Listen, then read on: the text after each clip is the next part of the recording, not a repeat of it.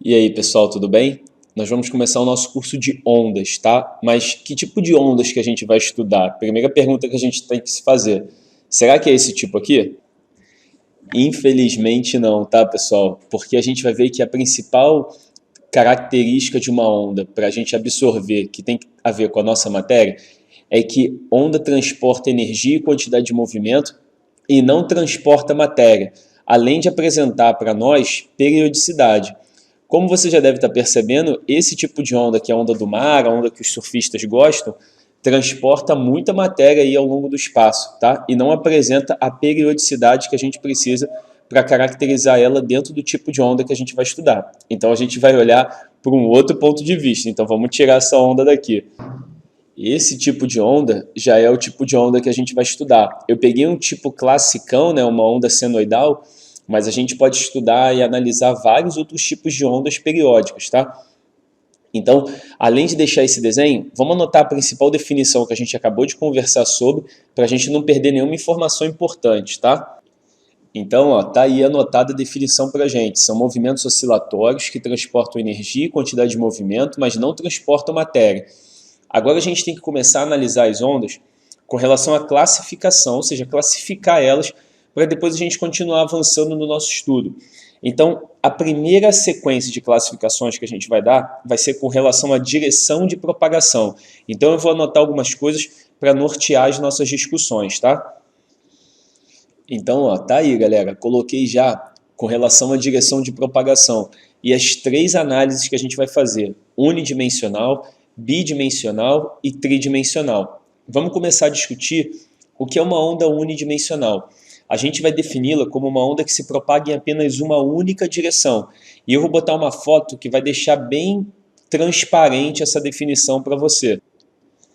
Tá aí, ó, pessoal. Essa é uma foto das cordas de um violão filmadas por dentro, né, de dentro para fora. Botaram a câmera dentro do violão, filmando de dentro para fora. Você percebe que elas estão oscilando. Olha essas ondinhas formadas aí ao longo da corda.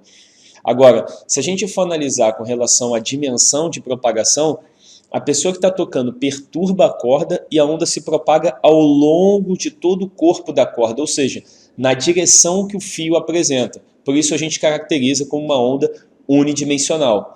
Eu vou anotar a definição para a gente não perder essa informação, tá? Então, ó, tá aí a definição de onda unidimensional. Se propaga em apenas uma direção. E um exemplo muito bom para a gente é o da nossa fotografia, né? A perturbação ao longo da corda do violão. Agora vamos pensar numa análise bidimensional. Se unidimensional é apenas em uma direção, você já deve estar começando a imaginar que a bidimensional vai ocorrer em duas direções. Então, eu já vou colocar uma fotografia para chamar a sua atenção para esse cenário, tá? Repara, um exemplo muito bom para a gente, uma gotinha caindo num lago onde a água estava parada. Se você perceber com bastante atenção, você vai ver que a gente tem a composição de duas perturbações aqui acontecendo. Ó. Ao mesmo tempo que as ondas se deslocam nesse sentido, né, se afastando do epicentro da perturbação, vão formando esses círculos concêntricos, né, no lugar que a gotinha caiu. Ainda assim, além disso, você percebe que tem essas sobrelevações da onda, ó. Ou seja, ela se desloca ao longo da linha do lago, né, da superfície, e ela ainda fica, ó, subindo e descendo. Essas perturbações vão formando essas ondinhas que você nitidamente percebe as oscilações para cima e para baixo ao mesmo tempo que vão se afastando. Portanto, elas estão se propagando em duas direções, tá? Eu vou anotar isso para a gente não perder informações ao longo da nossa aula.